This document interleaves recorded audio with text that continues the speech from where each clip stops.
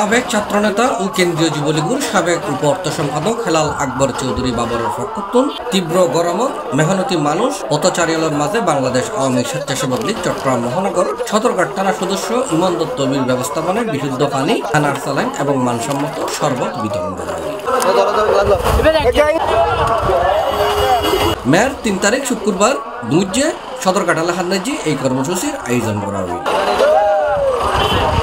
স্বেচ্ছাসেবক লীগ সদরঘাট থানার উদ্যোগে সাধারণ জনগণকে পানীয় জল ও খাবার স্যালাইন বিতরণের মহৎ উদ্যোগকে আমি আন্তরিকভাবে ধন্যবাদ জ্ঞাপন করতেছি এবং তাদের এই মহৎ উদ্যোগ আরও সাফল্যমণ্ডিত হোক এবং তাদের এই প্রচেষ্টা যেন অব্যাহত থাকে, সাধারণ মানুষের কল্যাণে যেন উত্তর সমৃদ্ধি লাভ করতে পারে।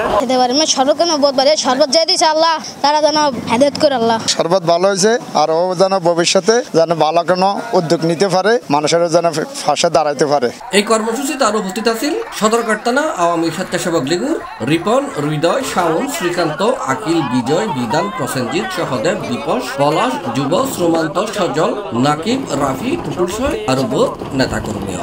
কেন্দ্রীয় যুবলীগের উপ অর্থ সম্পাদক হেলাল আকবর চৌধুরী বাবর ভাই আরে নির্দেশনা দেয় অসহায় গরিব দুঃখীর মাঝে শরবত ও পানি স্যালাইন বিতরণ করিবার লাই আই আশাবাদ পালন করি ধারাবাহিক পালন করিবার চেষ্টা করছি।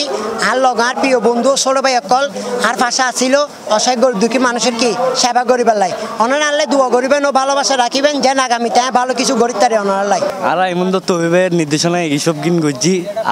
আর ইমন দত্ত অভিভাবক সবসময় আর পাশে দাঁড়াইল বিপদ আপদে সবসময় ওরা পাই এনে আগামী পর্যায়ে যেন আবারও পাই এবং ও হেলাল আকবর চৌধুরী বাবুয়ের নির্দেশে বেশ কিছু করছে গরিব ভাইদের মাঝে মধ্যে দিবার লাই বেগুন ওর দোয়া করি এবং আরো ওর ভাষা থাকে না এইসব গিন করছি।